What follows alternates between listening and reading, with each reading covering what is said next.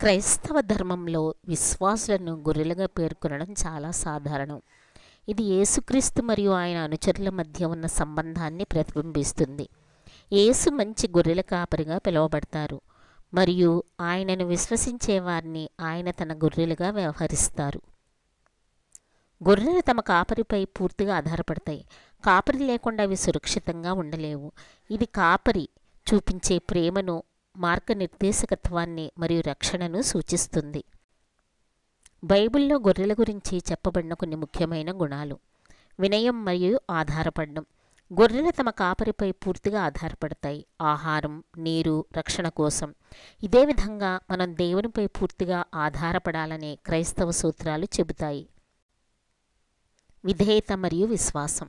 గొర్రెలు తమ కాపరిని పూర్తిగా విశ్వసించి అతని మాటలను అనుసరిస్తాయి. దేవుని పట్ల నిబద్ధతతో ఉన్న విధేయతను ఇది ప్రతిబింబిస్తుంది.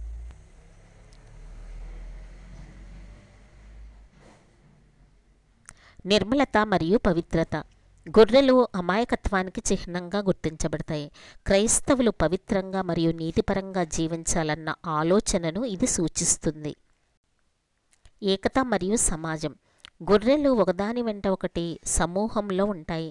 విశ్వాసుల మధ్య ఏకత, సంఘ జీవనానికి ఇది ప్రతీక. సాధువుగా ఉండటం. గొర్రెలు సహనంతో మరియు దయతో ఉంటాయి. క్రైస్తవులు సైతం ఇతరులను ప్రేమగా మరియు సహనంతో చూసి వ్యవహరించాల్సిన దైవజనులు కావాలని బైబిల్ సూచిస్తుంది. కాపరిపై పూర్తి విశ్వాసం. గొర్రెలు తమ కాపరి మీద నిస్వార్థంగా ఆధారపడతాయి. అవి తమ రక్షణ, నావిగేషన్ కోసం కాపరిని పూర్తిగా విశ్వసిస్తాయి. ఇది మనం దేవునిపై ఉన్న నమ్మకాన్ని ప్రతిబింబిస్తుంది. మాట వినే స్వభావం. గొర్రెలు తమ కాపరి యొక్క స్వరం వినగానే గుర్తిస్తాయి మరియు వెంటనే విధేయంగా అనుసరిస్తాయి. ఇదే విధంగా క్రైస్తవులు దేవుని వాక్యాన్ని విని ఆయన మార్గదర్శకత్వాన్ని అనుసరించాలి. నిరుపయోగంగా వ్యవహరించకుండా ఉండటం. గొర్రెలకు ప్రవర్తనలో సాధారణత ఉంటుంది.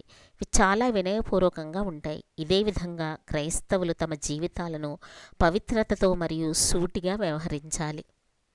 సంక్షేమం కోసం ఇతరులతో సహకరించాలి. గొర్రెలు గుంపులో జీవిస్తాయి. సమూహంలో ఉంటేనే సురక్షితంగా ఉంటాయి. ఇది క్రైస్తవ సంఘం యొక్క ప్రాముఖ్యతను, సంఘం లేదా సమాజంలో పరస్పర సహకారాన్ని సూచిస్తుంది. అనుభవం నుండి నేర్చుకోవడం. గొర్రెలు తమ గత అనుభవాలను గుర్తుపెట్టుకొని ఆ విధంగా ముందుకు సాగుతాయి.